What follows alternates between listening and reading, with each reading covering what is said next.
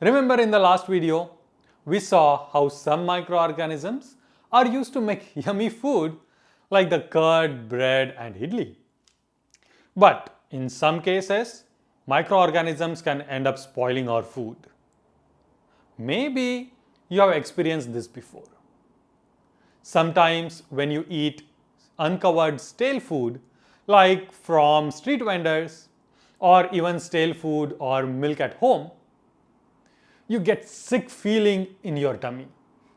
Maybe get diarrhea or even vomiting. You know why?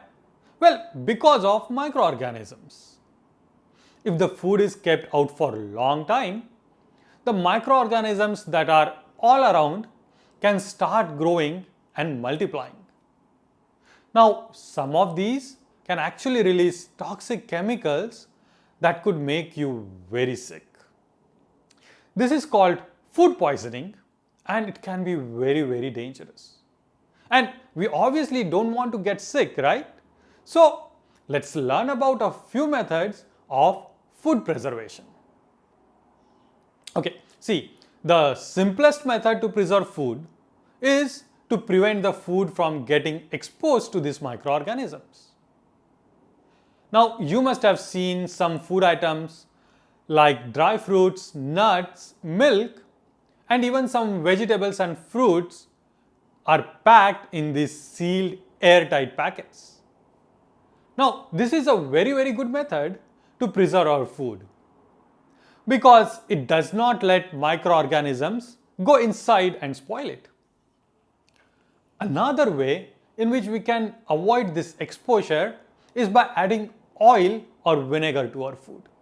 And again, you must have seen pickle is kept in a jar and is generally fully covered with oil. The oil forms an insulation layer and prevents microbes from entering the food. Now, some vegetables and even meat and fish can be preserved using this very simple method. But this will make your food very oily, so use it appropriately. Now, this is not always possible, to avoid exposure, and the food will somehow get exposed to microbes. So, we need other ways to preserve them. One such method is to simply heat the food at high temperature. This will kill the microorganisms in the food and make it safe. You must have seen this at home again. When we get milk from the store, first thing we do is heat the milk at high temperatures, say 70 to 100 degrees Celsius. That will kill all the microorganisms that are in the milk. This process was discovered by Louis Pasteur and actually is named after him as pasteurization. But after this, if you just keep the milk at room temperature, the milk will cool down and the microbes will start growing in it again.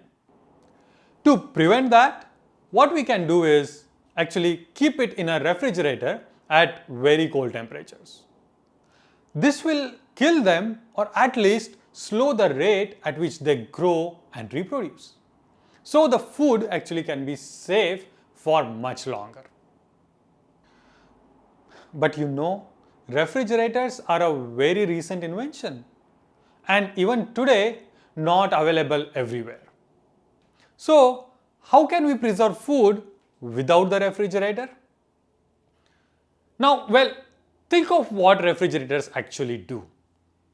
What they are doing is they create this environment that will kill or slow down microbe growth.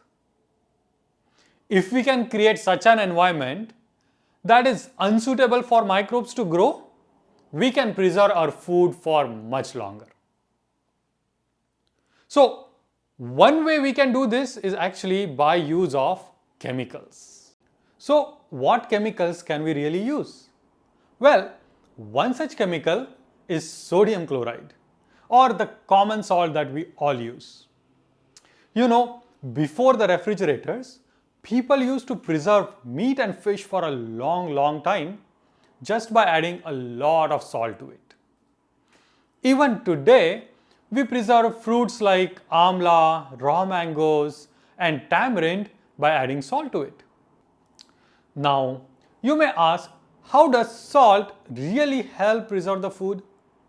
Well, that is because salt is a very good dehydrating agent, which means it can suck out the water both from the food and from inside the microbe. This process is called osmosis, and you can learn more about it in this video right here. Now, without water, well, microbes cannot survive and they will eventually die, and so our food will be preserved. In packaged foods like soda, bottle juices, pickles, even other salts like sodium benzoate and sodium metabisulfate are used for preservation. Another thing is, just like salt, sugar also helps in preserving food in a very similar way by reducing the moisture in the food, which prevents microbe growth. So, fruits like mangoes, strawberry, squash are all preserved by making jams and jellies, which are made by adding a lot of sugar to it. So, these chemicals that we saw like salt, sugar, and even oil and vinegar, they are all called preservatives. Naturally, why? Because they help preserve our food. Let's just quickly summarize whatever we learned in this video. We saw what is food poisoning and how we can prevent it by different methods like airtight packing, using oils and vinegars, or hot and cold treatment, and finally by adding chemicals like salt and sugar.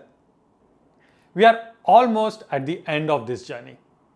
In the next video, we will learn about one more very crucial way in which microorganisms are useful, not just to us, but to the plants, to the animals, and in fact, the whole ecosystem.